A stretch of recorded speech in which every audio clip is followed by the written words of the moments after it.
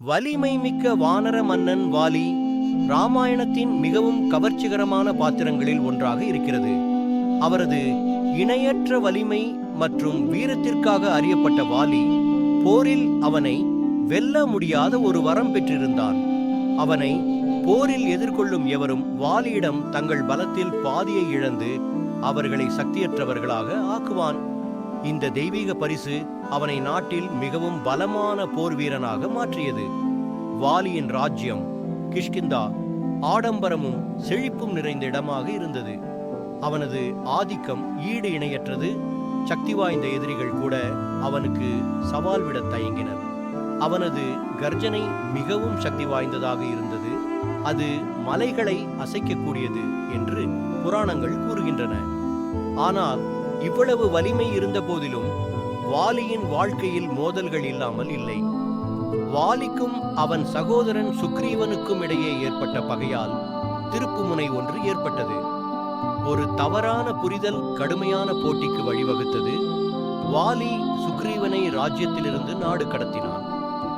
நீதியையும் அடைக்கலத்தையும் நாடிய சுக்ரீவன் இராவணனால் கடத்தப்பட்ட சீதையை தேடிக்கொண்டிருந்த ராமருடன் கூட்டணி அமைத்தார். வாலியை எதிராக எதிர்கொள்வது அவனுடைய வரத்தின் காரணமாக முடியாது என அறிந்திருந்த ராமர் தனது தெய்வீக ஞானத்தால் ஒரு திட்டத்தை வகுத்தார். வாலியுடன் சண்டையிடும்படி சுக்ரீவனை பணித்தார். சகோதரர்கள் கடுமையாக போரிட்டதால் வாலியின் வலிமையும் திறமையும் வெளிப்பட்டது. வாலி ஒரு புயல் போல் நகர்ந்தான்.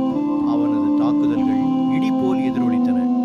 அப்பொழுது ஒரு மரத்தின் பின்னால் மறைந்திருந்து ராமர் போரை கவனித்து சரியான தருணத்திற்காக காத்திருந்தார். வாலி சுக்ரீவனை வென்று இறுதியடி கொடுக்க தயாரான போது இராமன் வாலியின் மார்பை தாக்க சக்தி வாய்ந்த அம்பை எய்தினார். வாலி அரசன் வீழ்ந்தான். அவனது அபார பலம் இறுதியாக அடக்கப்பட்டது.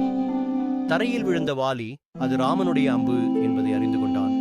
ராமனை பார்த்து, ராமபிரானே, தங்களது செயலில் என்ன நியாயம் உள்ளது? இரு வினவினான். வாலி தனது சகோதரனை தவறாக நடத்துவதன் மூலமும் அவரது மனைவி ரூமாவை அபகரித்ததன் மூலமும் தர்மத்தை கைவிட்டதாக ராமர் விளக்கினார். நீதியை மீட்டெடுக்க அவரது மரணம் அவசியம் என்றைத்தார் ராமர். வாலி தனது இறுதி தருவாயில் செய்த தவறுகளை உணர்ந்தான். அவன் தனது தவறுகளை ஒப்புக்கொண்டு மன்னிக்கும்படி மன்றாடினான் மற்றும் தனது ராஜ்யத்தின் பொறுப்பை சுக்ரீவரிடம் ஒப்படைத்தார். வலிமை மிக்கவர்களும் நீதியின் பாதையை கடைபிடிக்க வேண்டும் என்பதை அவரது வீழ்ச்சி ஒரு நினைவூட்டலாக இருந்தது.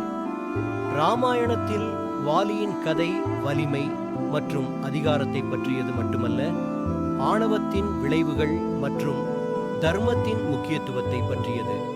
இதுபோன்ற சிறப்பான கதைகளுக்காக இப்போதே சப்ஸ்கிரைப் செய்யுங்கள்.